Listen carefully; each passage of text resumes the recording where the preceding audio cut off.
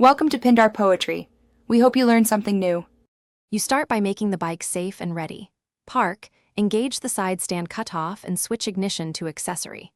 Next, unlock your phone, turn on Bluetooth and location so the bike and phone can see each other. Once done, fit the navigation bracket or the one-way adapter to the headlamp mount. Tighten bolts just snug. You do this now because a stable power and mount ensure a clean pairing and prevent dropouts while riding. You now focus on pairing. Open the Royal Enfield Navigation app or the bike display's Bluetooth menu and search for devices. When the unit appears on your phone, tap it and confirm any PIN shown on both screens. This secures the connection. Once paired, go into App Settings, route audio routing to the helmet or phone speaker, choose Voice Guidance Volume, and confirm the map provider. Make these choices now, because they affect how instructions are heard and how accurate routing behaves. You finish by running a short test ride or walk test.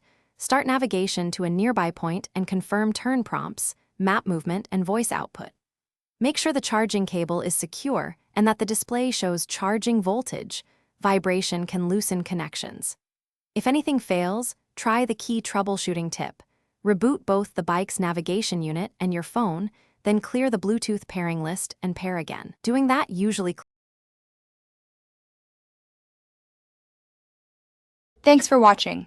Consider subscribing if we helped you.